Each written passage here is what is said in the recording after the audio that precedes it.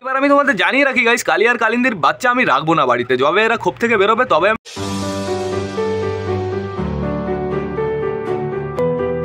নমস্কার বন্ধুরা, দিনের শেষ ব্লগে সকলকে জানাই আরো একবার স্বাগতম আমার চ্যানেলে। তো কেমন আছো তোমরা সবাই? আশা করি সবাই ভালো আছো গাইস। তো আমি চলে এসেছি, এখন বেজে গেছে বিকাল 4টে, আর এদিকে আমার সবকটা পায়রা এইখানেই আছে। আর এইখানে কে কে আছে জাস্ট তোমরা আগে তাই দেখো। এখানে চুচু আছে, চুচুর সাথে কে আছে গাইস? কালদম মেলটা আছে। কালদম মেলটা আজকে গাইস হঠাৎ উপরে চলে এসছে। বাবা কি জন্য তুই উপরে এসছিস? আমার মনে হয় খেতে দিতে লেট হচ্ছে, এর জন্যই ও উপরে চলে এসছে। এইখানে কে আছে? এইখানে আমাদের কালশিরাটা আছে, প্লাস আমাদের বেবি আছে একটা, প্লাস এইখানে এটাকে বলো তো, এটা হচ্ছে আমাদের নতুন ম্যাড্রাসটা উপরে উঠে চুলকাচুলকি করছে। ও কিন্তু এতক্ষণ নিচেই ছিল গাইজ।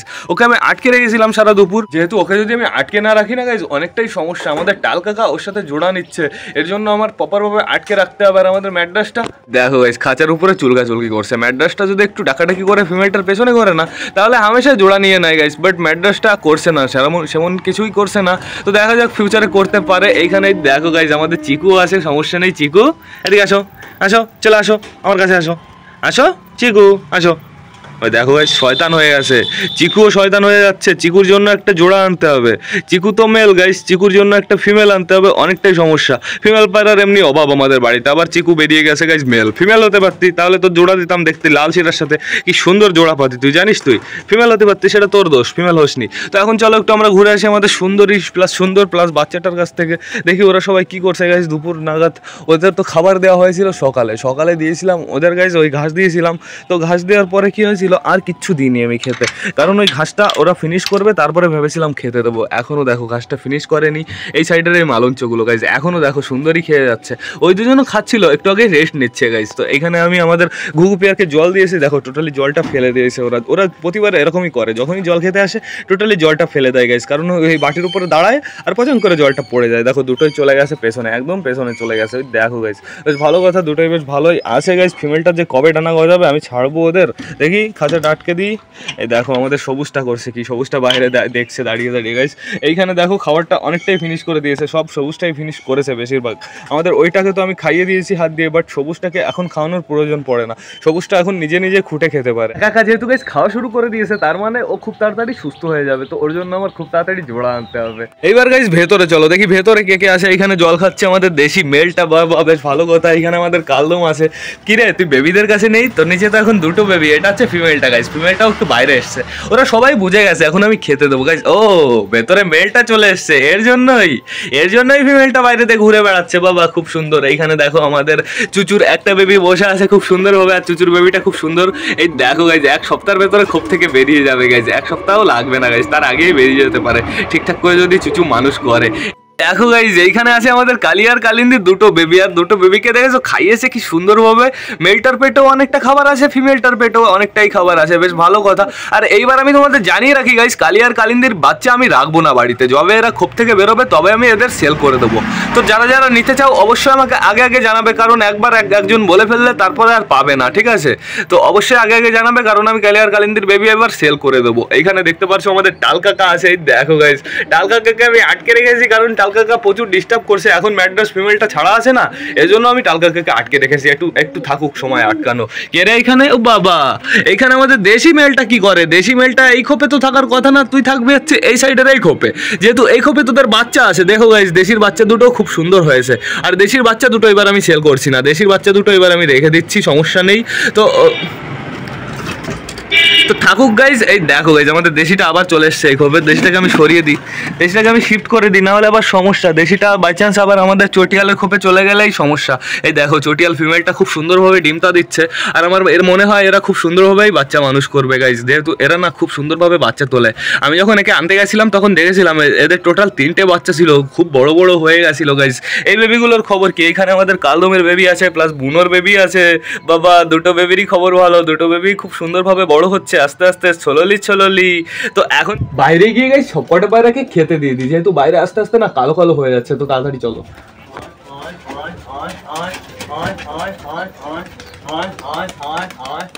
এখনো গাইস সবকটা আসেনি, এখনো অনেকগুলোই উপরে আছে। আমাদের ম্যাড্রাস উপরে আছে, আমাদের দেশি উপরে আছে। এই যে বেবি চলে এসছে একটা, দাঁড়াও বলা একটু অপেক্ষা করো, সবাই আসুক